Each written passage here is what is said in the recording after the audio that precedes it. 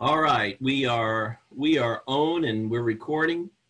So we'll get started now. Thank you all for being with us. This is our third strategy session this week. Like I said earlier, several of you have been on with us all week. So thank you for joining us and participating. And today's going to be a real special day. I'll tell you about it in a minute. First off, though, I want to mention that Angelo is on with us, my marketing director, and Angelo is going to be monitoring the chat for us. The chat, when I get going, I can't follow the chat and talk at the same time. I can't chew gum and talk at the same time. So he's going to be monitoring the chat for us and keep us posted on questions you have. So please, y'all, use the chat feature. Give us your questions. Give us your comments. I'd like to hear your feedback as we go through stuff. I'll be stopping from time to time, and I'll let Angelo monitor that and report for us. But there may be times that you want to say something yourself. So when we do, you can do that. But otherwise, we'll let Angelo be our monitor, and we'll let him report on the chat thread. So use the chat. Do put your questions and comments there. Also, another thing that's been cool this week, several of you have shared some resources and tools and links on the chat. So please do that too if there's stuff you want to share with us, and I would appreciate that. Today, I want to do three things with you today. First off, I want to kind of summarize what we talked about yesterday about a business continuity plan. We're not going to take much time on that, but I want to share with you a little bit about my plan because I came up with 4 scenarios. We talked yesterday about scenario planning, and I'm going to share my 4 scenarios with you so you can just kind of see what they are. Rand Wall used this tool with me several years ago, and I'll tell you a little bit about how Rand benefited from that. Rand couldn't be with us today, but he told me I could share this with you, so I'll be sharing some of his usage of this in the past. But the first thing I'm going to do is I'm going to just recap the scenario planning, my plan, just so you see an example. And then the second thing we're going to do today is I've got Carrie Schmidt on here with us. Carrie is the president and CEO of the Fort Bend Chamber of Commerce. And Carrie's going to talk some about just locally. I know not everybody on here are local people here in Fort Bend County, but I do want Carrie to share a few things about what the Chamber's doing and some stuff that they're going to be offering. So I'll take a few minutes with her. But then the bulk of our time today, I want us to talk to Mike Dobert. Mike's going to be sharing with us some of the new laws, particularly as they relate to paid emergency paid sick leave and the emergency FMLA. If you're a small business under 50 in the past, you haven't been affected by this, but under this rule, you will be. And so Mike's going to explain that to us, and you may have questions for him.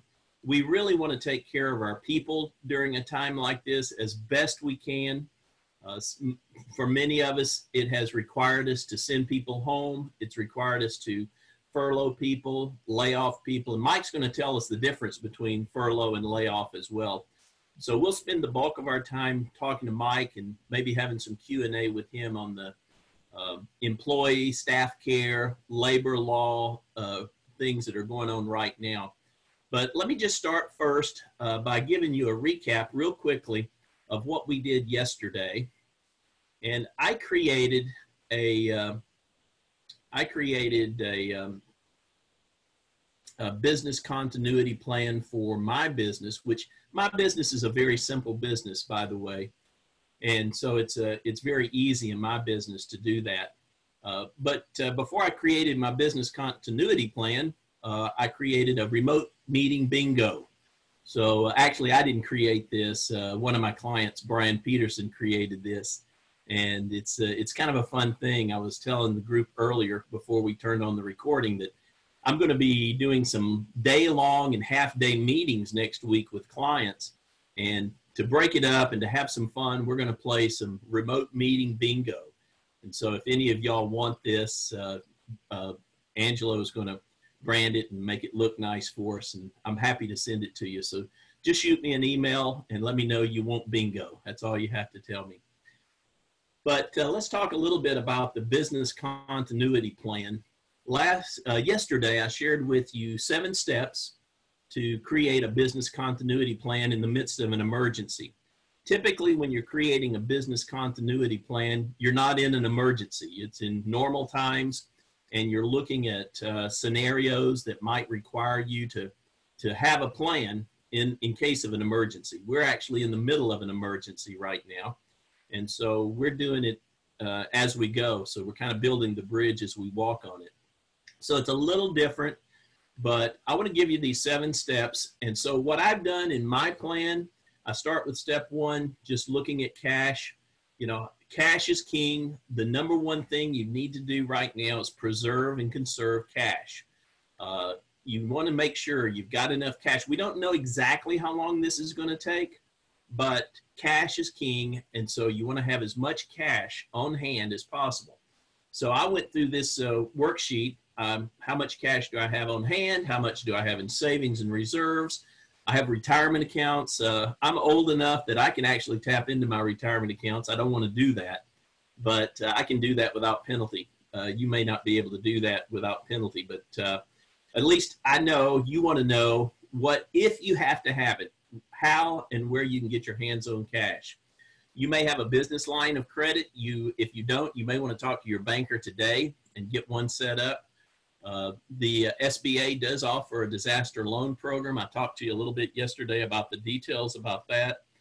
You know, worst case scenario, I had one client last week, or actually a couple of clients last week. They went ahead and got home equity loans. Their homes actually were paid for, but they wanted to have the cash on hand just in case they needed it.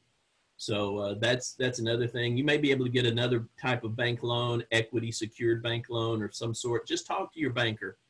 You may have assets that you can sell quickly. I know this sounds drastic and dire, but again, we're in an emergency situation and you don't know what you're going to need. And I'm not saying you go cash in everything. I read a terrible report about some lady, I think it was in Phoenix, who heard that the chloroquine drug, what is it? I can't remember what it's called, but y'all, I think you've heard it. It's the drug that's been used for arthritis, that they think that might be a cure for this virus. And so she figured her fish tank water had that chlorine in it, and so she drank the fish tank water. And so don't do crazy, stupid stuff like that.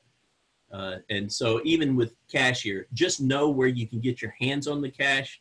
Don't go, you know, refinance your home necessarily or cash in your retirement accounts. In fact, don't cash in your retirement accounts at all, unless it's just the last resort. But anyway, these are just some things that you can consider. So you want to know, what is your potential cash available? And then what are potential spending cuts, so you can get down to a minimum monthly budget. I call that the burn rate.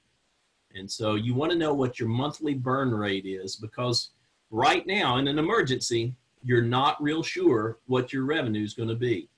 So again, this is just planning, just knowing your assets, knowing what you got, and then asking yourself, how much time do I have? And get your head around that. So that's step 1. Step 2 is the business impact analysis. I'm not going to go through all of that. I gave you a 10-point analysis to analyze your business and see what the impact is on the different components of your business. You want to do that. Step 3 was assess your legal or regulatory limitations. And if you have an attorney and you have questions about that, see an attorney. I'm not an attorney, but we've got great attorneys here in Fort Bend County, and I want you to get if you have questions about the legal implications or regulatory limitations, talk to your attorney about it and get the right advice on that. And then step 4 is create 3 or 4 scenarios. And so the things we talked about yesterday were driving forces, critical uncertainties, and predetermined elements. And I mentioned Rand a while ago. Rand went through a crisis in their industry back about 10 years ago, before the Affordable Care Act was passed. because he's in the health insurance business and health benefits and employee benefits. And for everybody in his industry at that time, it was frightening because they didn't know what was going to happen with the Affordable Care Act. They didn't know how severe it was going to be. They didn't know if it was going to put them out of business, if it was going to shut down their industry. They didn't know, and there was a lot of uncertainty and a lot of fear. And so Rand and I were working together then, and we walked through this. And he identified some driving forces at that time that was driving decisions. For the example, the aging of white America was one. The desire of big corporations for younger, less expensive labor. Most new immigrants needed health insurance and couldn't afford the premiums. The global economy was forcing America to be more like other countries with government health care. So these were driving factors that were driving this issue for him at the time. And the uncertainties that he and people in his industry were facing were things like several competing proposals within the Congress. It was too expensive to absorb all the cost of Medicare.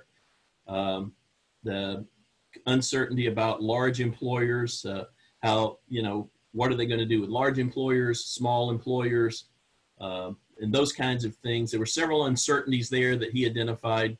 And then the predetermined elements were things like the Democratic Congress was in control. There was a sense of urgency to get something passed quickly. There was a large core who wanted to get rid of the weight of health insurance. And so anyway, he went through this exercise and came up with some scenarios, and it was powerful. It gave him peace of mind, it gave him hope, and it gave him a tentative plan. No matter what decisions were made, no matter what happened, he had a plan. And so sure enough, he got to share this with his partners and others in his industry, and he came out of this as a leader in many, many ways. So the same things could happen to you in your business. For me, as I'm looking at this, the big driving forces that I see us dealing with right now are the impact of the virus. It's spreading rapidly, doubling about every couple of days. About 15% of the people who contracted have to have hospital care, which is, the reason we're trying to slow it down is to ease the burden on our healthcare system. Of course, we're trying to solve it so that people don't lose their lives, because about 1% are actually dying from the virus. So if this was left unchecked, in less than 30 days, the entire state of Texas, with nearly 30 million people, would have contracted the virus or have been exposed to it. And about as much as 1.5 million would have needed hospital care, and about 300,000 would have died. And so that's the scenario this whole Slow the Spread campaign is trying to stop.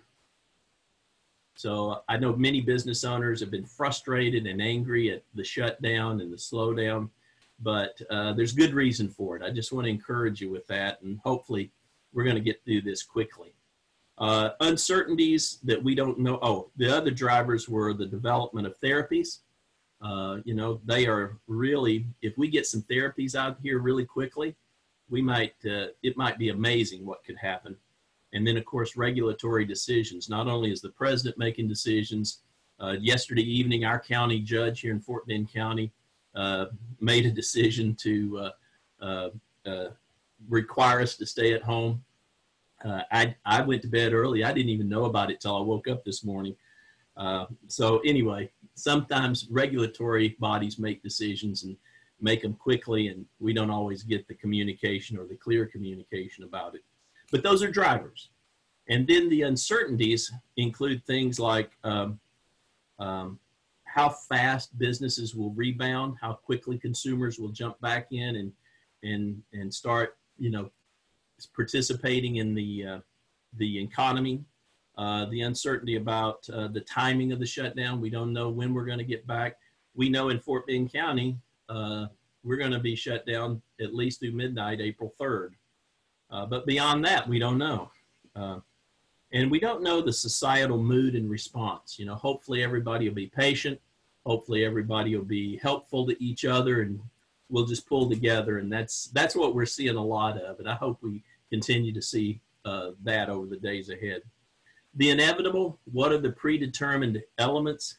Number one is we're going to come out of this. We are, and we're going to come out of it better and stronger. And we're going to gain a lot of not only knowledge, but new medical discoveries and technologies. All my clients now, I think, are using Zoom. Many of them were resistant to that for a long time, but hey, we're all on it now. So a lot of good things are going to come out of this, and it's going to come to an end. That's inevitable. Number two, our president is pro-business. Our governor, our state governor, is very pro-business. So I believe those leaders are going to make decisions that are going to be not only in the best interest of the American people, but also in the best interest of business. And another thing that's inevitable, I'm probably not going to retire as early as I had hoped. So that's what I'm thinking is inevitable right now. So I created 3 scenarios. I think, you know, if things go the way I hope they go, we could be out of this and back to work in 2 weeks. Maybe it's going to take 30 days. Third scenario is maybe it's going to be summer before we're back to work. Or for, you know, worst case scenario, I think it'll be the end of summer. So let me walk through these real quick, and just so you see what scenario planning looks like. So I called the back to work in 2 weeks the happy days scenario.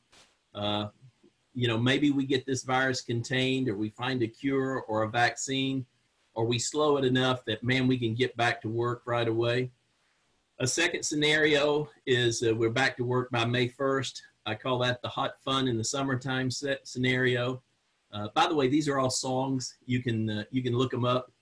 But maybe, you know, by May 1st, we see that our numbers peak quickly and are on decline, and our efforts are making a big impact, and we're able to get going back to normal by the 1st. Hey, Glenn? Yes. There are a couple comments, but I'll get to the comments here in a second. But one question from King is, he said, I'm sorry also with this noise. They're mowing my lawn right now, if you can hear that. He says, I'm struggling with the difference between driving forces and critical uncertainties. So I don't know if you want to answer that. Yeah, driving forces are things that are going to determine the outcomes. They're very similar. I'd recommend you, if you want to dig into this deeper, there's a great book called The Art of the Long View. And you might want to read that and get into it more. But the drivers, these are things that could change everything. They are the potential game changers. The critical uncertainties are the things that, you know, could go either way, like, you know, how fast will businesses rebound? We don't know that. We're uncertain about that. When will the stay-at-home order be lifted? We don't know. Now, you could consider those critical drivers or driving forces as well, but that's kind of how I differentiate it. What else, Angelo? Just a couple comments. Two from David Scott saying that you should go ahead and apply for the SBA loan. Just do it. You don't have to take the loan if you don't end up needing the money, but it wouldn't hurt to be approved, I think is what he's saying, if you need it. And then I would agree with that. David Scott also mentioned that he got an email from one of his customers asking for a temporary 20% discount on the services that they provide. They said it never hurts to ask. They're considering it. Maybe we should also look at our own vendors and reach out to them to ask them similar questions. You know, so I guess the idea is some of your vendors out there may be willing to cut you a break on some things for the time being because they understand what's going on. Yeah. I have a thought about SBA loan. I filled that out yesterday, and they do recommend that you get on the site from 7 p.m. to 7 a.m. I started at 5 a.m. and I think I finished at 10. It does take usually 3 hours, I believe, to fill it out. You have to have all your personal, I think you have to have your business 3 years tax but anyway, what happened was about 7 in the morning, it tremendously slowed down. So I recommend getting up early, and because I really went through it quickly, and then all of a sudden to finish the last 2 steps took me an hour and a half. So just to let you know that if you do that. Thanks, Christy. I got on about 9 p.m. night before last, and it was still slow. So even the later in the evening you start, the better it'll be. But Christy's right. By 7 a.m., it slows down dramatically. What else you got, Angelo? That is it. Okay. So let me get wait, we just got one more. Hold on. Okay. You have a checklist of what's needed for the SBA loan. So maybe Christy can talk to that since she just did it. So they do go through your business, and then they go through your personal.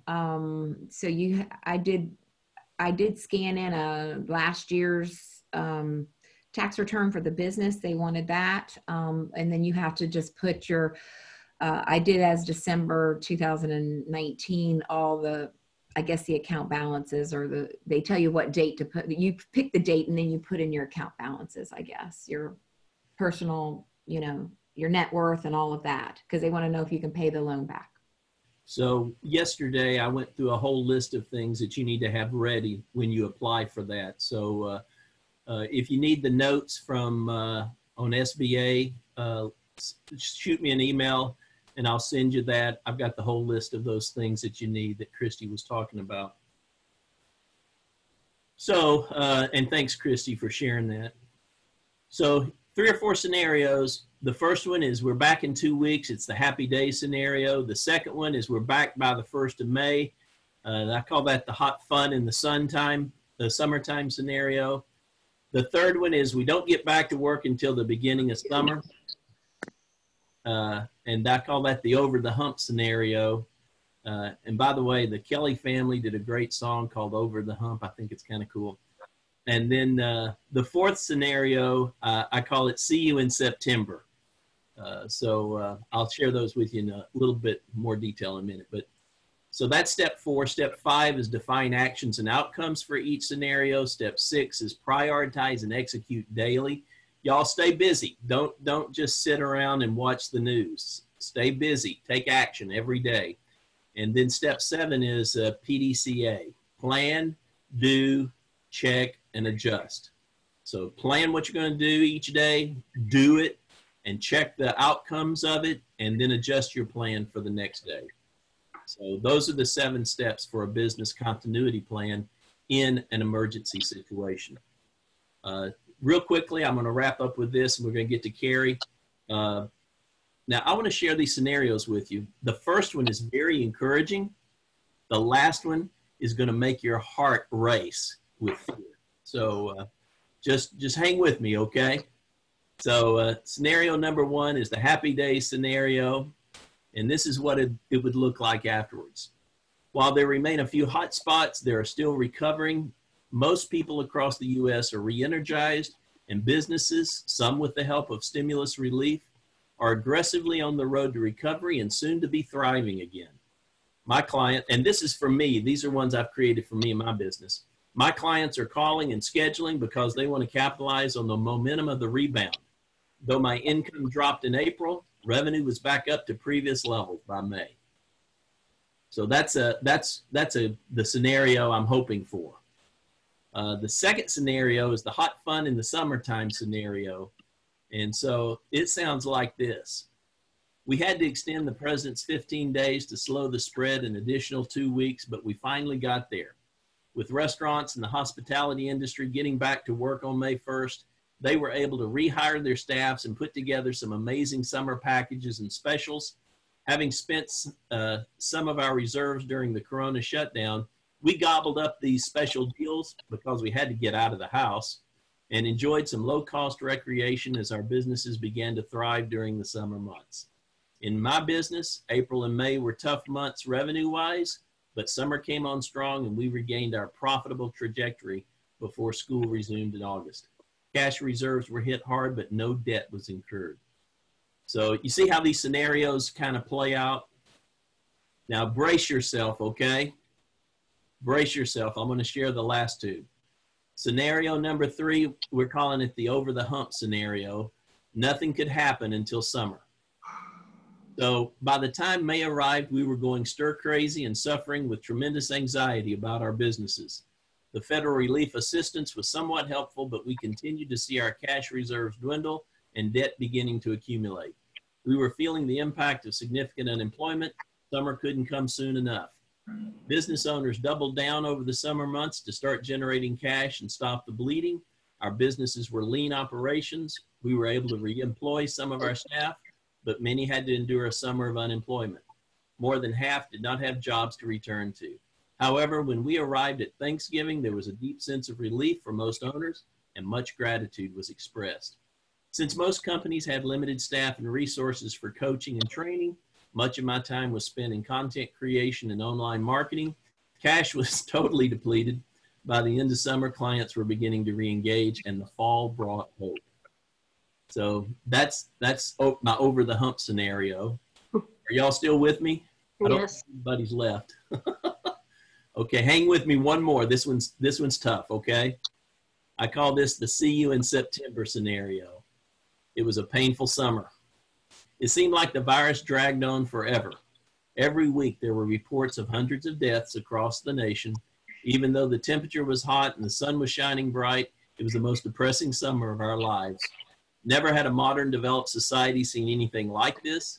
The focus of the new school year felt like we were just trying to focus on a new future.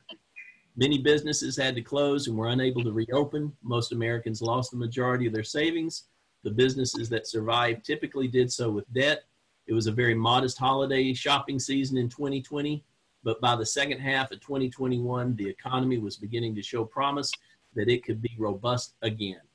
I began to pick up a few smaller clients in the fall of 2020, but most of my time was spent helping just a few, and it would be the summer of 2021 before we saw revenue anywhere close to the pre-virus levels. Take a deep breath.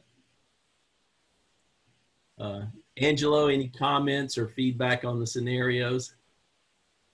Just we're hanging on painfully. Okay.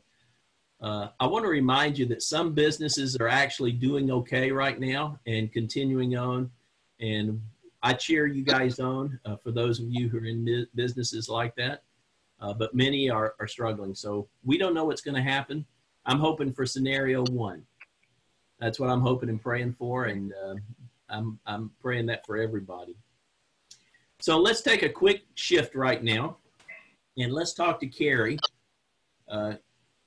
Carrie, I hope I haven't just taken your breath away, but tell us what the Fort Bend Chamber is doing to help businesses in our area. I sure will. You know, it's times like these that chambers have their highest purpose. I mean, we were born to work in scenarios like this.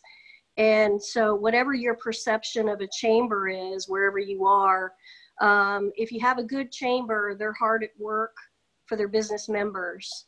And so I recommend that you check in with your chamber whenever you need anything. Some people don't realize the kinds of things that we can do for people, and these are things that we're doing every day. Serving our members through providing resources, through connections, through education, through webinars. I mean, we've talked to members and helped them with getting everything from forklifts to hay, to bridge loans, to information about the stay-at-home order. We are able to leverage the relationships that we have throughout the community with our county judge's office, with our mayors, with our organizations, to get people answers quickly. And so if you think you're alone out there, you're not. The chamber is there to help you. And we're serving our members, but we're not checking people's membership before we help them. We are serving our community. We have a higher purpose than that. So we're trying to make as positive an impact as we can throughout our community. And we're not differentiating between members and not members. There's no time for that at this point. So a lot of the folks that we've been working with are people that we've never met before. And some people that we're calling to help our members are not people that we have necessarily done work before with. So we found yesterday a company in Sugar Land that's making the resources for our medical community, and they were concerned about their workers getting to work, and we were able to reassure them that they were considered one of the most essential businesses in our community right now, and whatever we can do to help them staff. And so now we've made this new relationship with folks that are making the PPE in Sugar Land, Texas. We are working with all of our businesses, reaching out by phone. We're working on that diligently. We're calling our members to see how we can help, and we're discovering angels and heroes every day. And so we're here to serve, and I've got I'm at the office, but the staff is all at home, but they're all at work, helping members every day. I appreciate so much what you're doing. Does anybody have any questions you want to pose to Carrie before we leave this topic? King has a great comment. King says we have the best chamber ever, and I agree with that. Well, we have great board members, King. That's part of it. For those of you who don't know, King is on the board. All right. Well, Carrie, thank you so much. Y'all watch the Fort Bend Chamber of Commerce Facebook page. They're updating it every day with new stuff that's available. A lot of the business development things that they were doing, they've gone to Zoom. Tomorrow, they're going to do a great noon seminar with Mike and with Justin Markell on some of the labor issues, labor law. They're going to go into more depth than we're going to go into today. So with that, I want to turn to Mike. And Mike. Hey, Glenn, one more thing. Yeah, go ahead. We do have the direct links to the SBA, so you can get the applications and all the information on both our website and our Facebook page. Thank you. Excellent. Thank you, Carrie.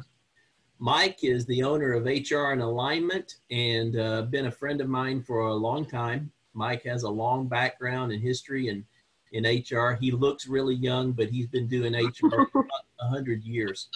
So anyway, Mike, thank you so much for being with us. I'm going to bring up the screen, and just to kind of get us going here, tell us about these changes that go into effect. We thought it was going to be April 2nd, but now it's April 1st, the FMLA and paid sick leave. So Mike, take it away. Mike, you'll have to unmute yourself.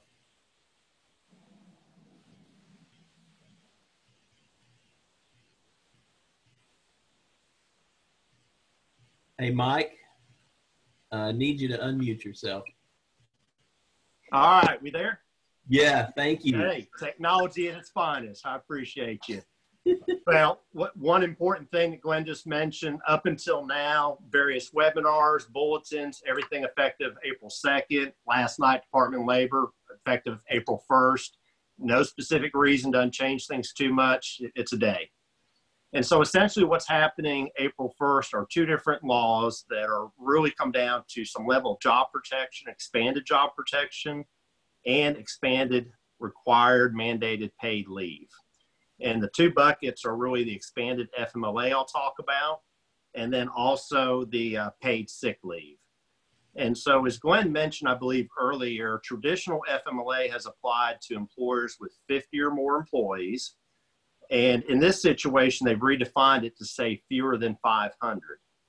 They did say that if you as a company fewer than 50 can show that there's some sort of hardship or jeopardizing the vitality of the company, that you can file for an exception with Department of Labor. I'm not so certain how easy that's going to work. I don't think it's just you get to self-claim that. I think you would have to go through some steps, and they have not defined those. So let me start with the expanded FMLA. Essentially what it's saying is for all employees in your organization, not just full-time or what have you, that you can take up to 12 work weeks, and this is above and beyond standard FMLA, to if you have a son or daughter under the age of 18 that's home from school. A lot of schools are closed. They do talk about individuals that may be incapable, such as folks with intellectual abilities, may be considered in that as well. And so what it does is it does two things. It offers 12 weeks of job protection, similar to the FMLA, and it's not on top of the other 12 weeks. The other reasons that the FMLA still interplay, such as the birth of a child or what have you. In this scenario, the expanded FMLA, because your son or daughter's home, that the school is closed or daycare is closed, what you've got is the first 10 days are unpaid. After that, the employer would pay at 2/3 the regular rate of pay. I do want to mention one thing with the regular rate of pay. It's not just I make $10 an hour, for example.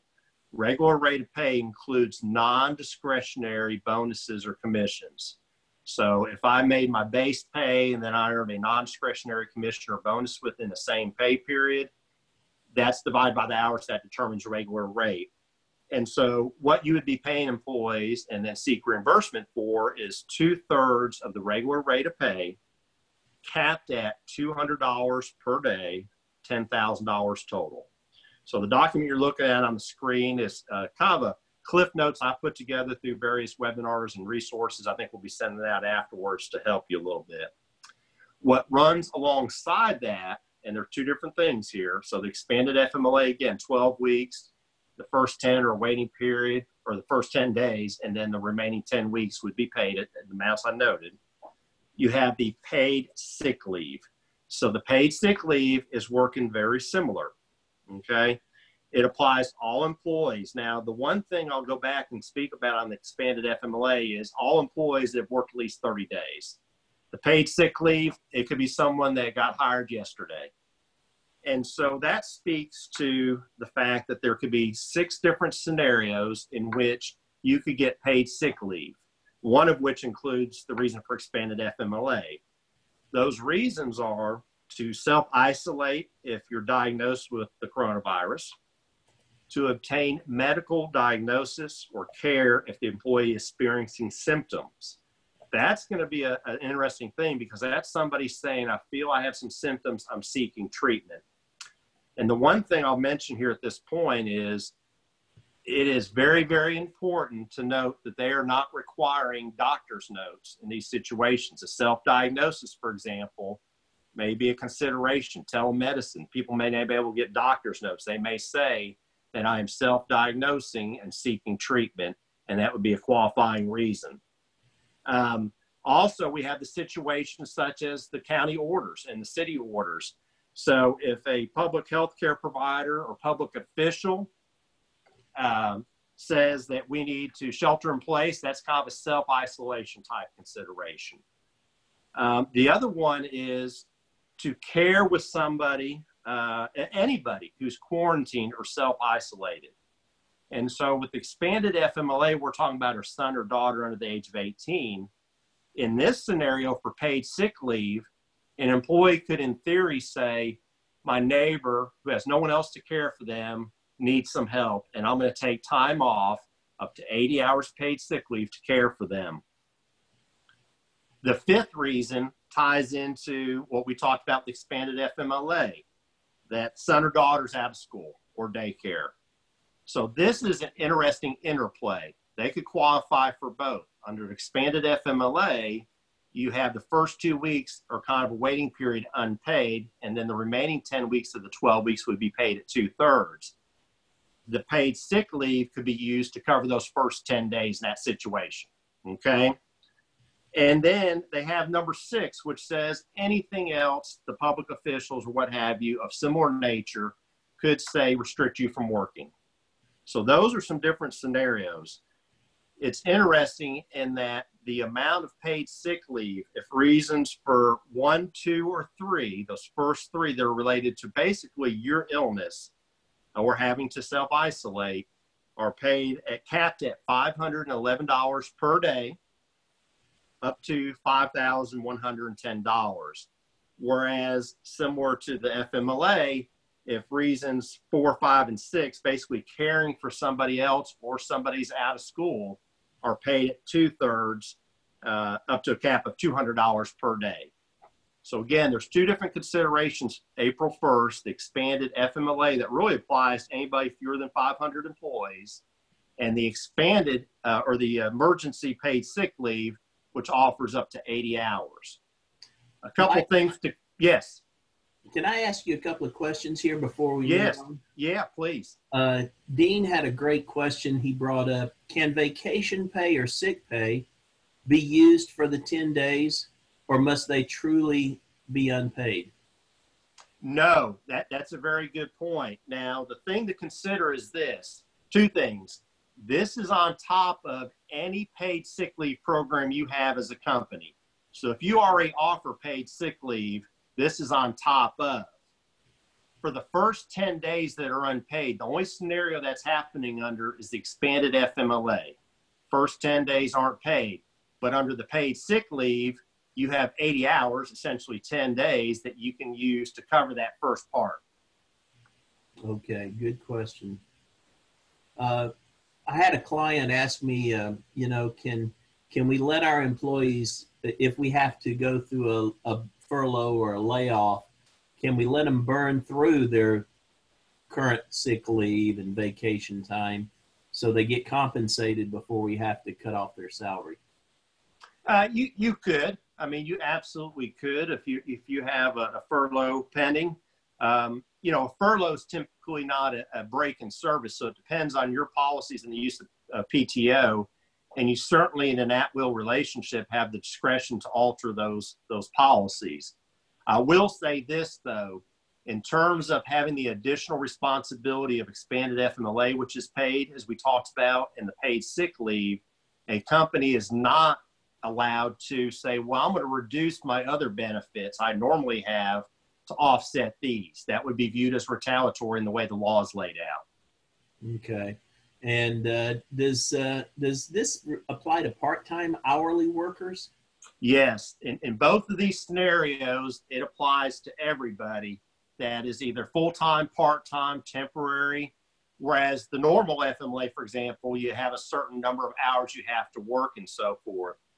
The recent bulletin that came out today from the Department of Labor says there even may be situations in which where you lease employees from a staffing company, and there may be some cross consideration there. So that would be something to watch for. Wow. The expanded FMLA, if I understood you correctly, is not just for school children, but any family member who has to be at home. Is that needs care? Is that true?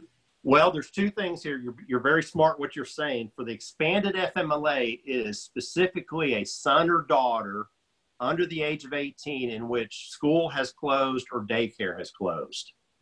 Okay? Under the paid sick leave, the part you're hitting on, which is important, is I can take up to 80 hours of paid sick leave to care for anybody. It doesn't matter if they're a family member, my neighbor, anybody. And so the expanded paid sick leave is just 80 hours of extra paid sick leave. It doesn't take you to 12 weeks of job protection and this, that, and the other. So there is some consideration, but the care for all pays comes under the paid sick leave. Okay. Appreciate you making that clear. Yeah. I kind of interrupted you. Was there some other stuff you wanted to share on here before we go to other questions? No. I think as far as the expanded FMLA and the paid sick leave, again, you'll get a copy of what you see on the screen. And as always, anybody's welcome to call me without obligation. Happy to help. Similar to what Carrie said, be there for the community. Well, my good question actually came from Dawn, so okay. Give her credit for that. Yeah, there you go. But, if y'all have questions, please put them in the chat, and we'll get those to Mike right now and let him respond. Glenn, I'd like to add a couple other points here, just real quick.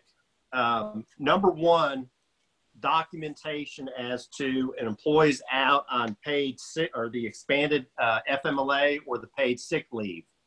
Unlike normal FMLA, where you have certain papers they fill out and doctor certifies those, the Department of Labor has indicated that they're not required to give you documentation. And certainly with the element of a school being closed or telemedicine, there may not be a doctor's note, for example.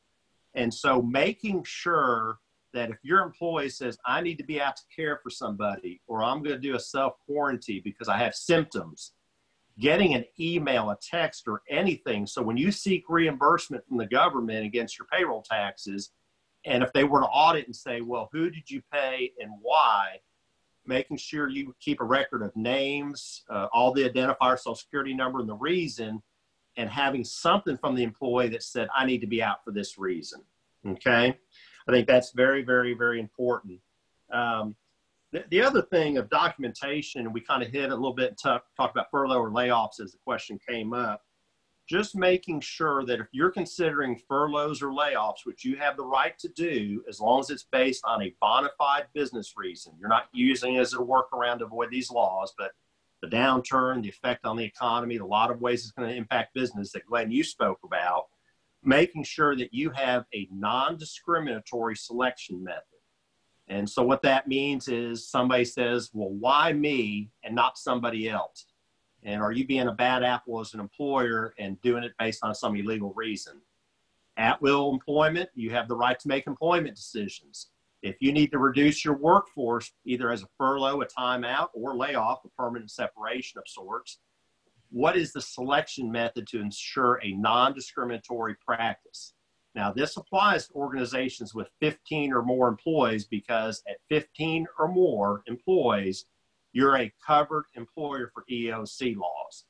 So there's three ways you typically look at it. The most conservative, I'm not going to get in trouble most likely, picking people, is LIFO, the accounting term, last in, first out. It's non-discriminatory. It is what it is, in essence. The second one is based on skills. And that's going to be a situation where you say, I have to combine job duties and I have two people to choose from. One has the skill set to do both jobs, one doesn't. What documentation do you have to show those skills of sorts in some kind of context and competencies? The last is usually the most common, and it's, Mike, if I let go of the last person I've hired first out, I may lose the best talent. I'm going to do it based on performance.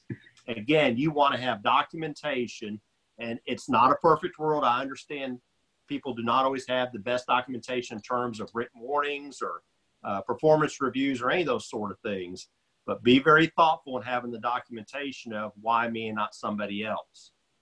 The other thing I'll share with you is if you're a larger employer, which I don't know that we have a lot of larger employers, but if you have 100 or more employees and you're laying off or furloughing or otherwise 50 or more of those employees, that goes longer than 6 months, you have to give them a 60-day notice under the WARN Act. So in the perspective of an employee, if you're about to close the plant or the company, I wish you would have known before I went and bought a car type thing. And so be aware of those things that could be pitfalls. You have the right to adjust your workforce, but have a rhyme or reason how you're going about it to be able to offset somebody's claim that you did it for an illegal reason. And somebody does not necessarily have to have that proof for them to suggest that. So the WARN Act that you talk about, that's if we're laying off 50 or more? Yes. There's a couple things. The federal WARN Act is, I have 100 more employees as a company, and I'm laying off 50 or more or furloughing, or whichever. The impact is 6 months or longer for the most part, okay?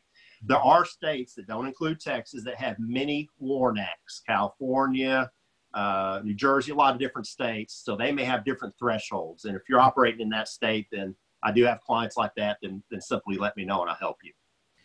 I had a question come in. What guidance should we give a client who can't pay the 80 hours of paid sick leave? Is there a way an employer can get some sort of advance? Well, there's a couple things. The law does make that requirement. I have talked to some clients that said, Mike, I don't know that I can do that. And so as far as some sort of advance, not from the government, unfortunately, they are trying to make it more frequently than a quarterly tax reimbursement, because they realize there's a cash flow lag there, cash flow lag. And so if you don't have other means of resources to be able to cover that till you're reimbursed, you're going to be in a situation now, if you're under 50 and you say there is absolutely no way to do this, it's going to be a burden, it's going to jeopardize the vitality of the company, as we mentioned, then the suggestion is you can go to the Department of Labor and knock on the door and say, please exempt me. The process and how you do that has not been identified. It's forthcoming, I assume, as are the posters that are going to be required for us to put up. But I would imagine it'd be some online type application system. Venturing on that, not sure. So you could claim hardship. So that may be the biggest concern I've heard from various clients is if I don't have the cash flow, and especially during this time that, business is slow, I may not be able to afford to do that. So I guess with documentation, you could appeal to the Department of Labor somehow. If you can't pay, you can't pay. You can't squeeze blood out of a turnip, but you probably need to make sure you got good documentation to prove that. And when a process is defined by the Department of Labor to appeal, you appeal as soon as possible. Is that fair? That's well said, Glenn. That's well said. And I have had clients along those lines say, Mike, if I'm not paying anybody, what payroll taxes do I have to seek the reimbursement from? Right. And so I think there's some consideration there that, above and beyond what you owe in payroll taxes, a reimbursement. So we'll see how that plays out. I think that'll be forthcoming. I would imagine on the accounting side of the world, finance side of the world, payroll basically, that there'll be some sort of form coming out from the Department of Labor, state level, whoever, that gives you kind of the context on how you're going to go about that. And maybe on that, there's some more instructions or within that form a way to appeal. We have a few more minutes, so if y'all have questions for Mike, please put them in the chat. Mike, tell us, what's the advantage of furloughing an employee versus laying off an employee? What's the difference and what's the advantages? I like that question. Back in 2008, I was in title insurance back in the corporate world. And this was something that came up as a question. A furlough is not a separation from employment. As mentioned earlier, I think you're still on the team. You're going to be on the bench for a while. We all are, or whomever. And the furlough could be a reduction in hours, or you're just off completely. The advantage to your question, Glenn, is you continue to maintain your talent. I was talking to a group just a few minutes ago, an automotive repair group. And in that situation, trade skills, everybody's hunting for specific trade skills. And so if you don't want to disengage from your talent, but you just need a cost savings temporarily, that's the way to go, a furlough. And if you do that, just watch, because if you're going into it and you get 4 months into it and it doesn't seem there's going to be an end to it, that's where the warn notice will come up if you're larger. The layoff is essentially a separation from employment. Okay. And you may need to do that. It could be a mix. Again, you want to make sure you have your non-discriminatory reasons. Why am I doing a furlough and a layoff, which you have the right to, and why me and not somebody else? And so those are the considerations. For the purpose of unemployment, it's either one, somebody can file for unemployment. So the true advantage of a furlough is I'm going to continue to engage my employees for your benefit. And also in employee relations, people, as you mentioned, are going through hard times. And so if I can't work, that's one thing. But if I know I may have a job at the end of it, that's a morale booster. And so don't do it without intended follow through. If you think you don't know what the future is going to be, so you can't guarantee. But I think it also helps the employees to say, for the short term, let's see what's happening, and we're going to go this route. And those are some of the reasons I would express. So we're in at-will state. So even if I'm on furlough and I get another job opportunity, I could leave that employer and go take the other one. That's right. Yeah, that's exactly right. And interestingly enough, including California, which some would think otherwise, everything's at will except for the state of Montana. So if you want to retire and have guaranteed employment, for the most part, go to Montana. I got one more question. Please. Actually, a couple more real quick before we wrap up. Yes. Where does the tax credit come from? Is it our income tax or unemployment or employment taxes? The tax credit, and I'm not a payroll, I think it's the Form 941, but basically it's when you do your quarterly filing for Social Security and Medicare taxes. Okay. That's where you'd say, I owe you, Uncle Sam, or whomever, $1,000, and I'm going to take this $800 I paid that up to these caps. And the one thing I'll mention is I noted some caps that are in here as far as the amount of paid sick leave or expanded FMLA. You can pay somebody more than those, but the cap is how much you'd get reimbursed for. The other question that I had, and Cassie has brought it up here too, is what about if you furlough an employee, what about their health insurance benefits? What's the story on that? Excellent question. So if you, and the question was, if you furlough, is that what you're saying? Yes. Yes. Okay, great. It's your plan document. I've had this come up with a couple clients. So you have your plan document, summary plan document, and either you have full insurance and you have a carrier, or you have self-insurance, you have a stop-loss carrier. Some plan documents I've seen say if you're not working an average of 30 hours per week, you're not eligible. Eligibility is 30 hours per week, just clean, black and white like that. Now, during a period of FMLA leave, somebody's benefits are protected under law. Okay. I've had others say in the plan document, and they probably pay a little bit more in premiums to have this, that they have some discretion to continue benefits during a period such as this.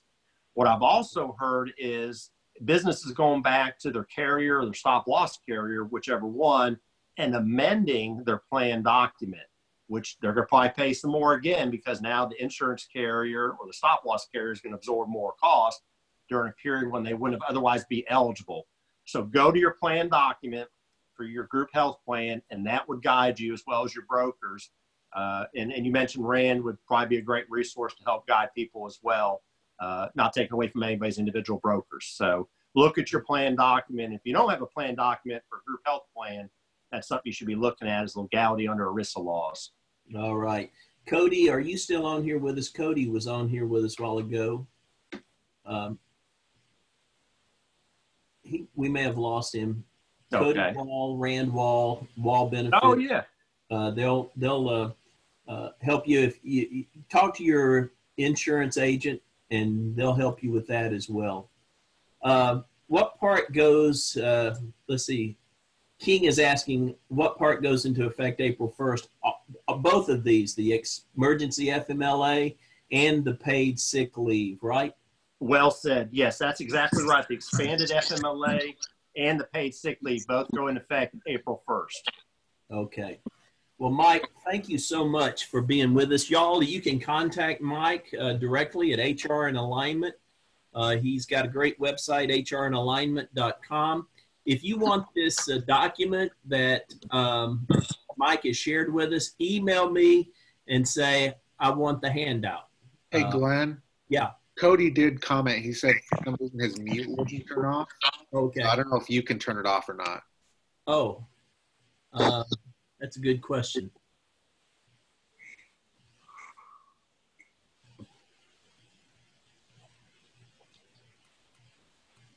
Does this work? Hey, Cody, got you now. There it goes. Okay. Cody and their company does health insurance benefits. Anything you want to add to what Mike was saying before we wrap up? No, but Mike's dead on right. You want to make sure your company policies that they state, what the eligibility is for the healthcare insurance. And so as long as you've got a plan in place that stipulates they've got to work 30 hours or more, then when they're in that furlough, they technically would not be eligible according to our understanding. So they'd have to get COBRA if they wanted to keep the policy, right? That's right. That's right. They could get COBRA at that point. Or if they're under 20, they would be subject to state continuation in the state of Texas. Okay. Yeah, that's right. All right. Well, our time is up. Y'all, thank you so much for being with us. Check the Fort Bend Chamber of Commerce Facebook page. I'm personally not planning to do any more strategy sessions this week unless things change crazy, but which could happen. But I've got a scenario for most of them, I think. And if I can help any of you, there's no obligation. Email me, call me. I'm happy to help right now during this time. Mike is as well. And again, Mike, thank you so much for all you do for us. We will have this recording up on our website, hopefully soon. And if you want the scenarios I've played out today, shoot me an email and ask for scenarios. We have actually a little bit of a drop off after I shared that fourth scenario. So I think I may have depressed a few people, but I'm hoping for scenario number one. Okay. Zig Ziglar. I want to close with a quote from Zig Ziglar. Zig said this, he said, expect the best, prepare for the worst, and capitalize on the opportunity. So let's expect the best, prepare for the worst, and capitalize on the opportunity. So thank you all, and contact us. Let us know if we can help you in any way. Take care.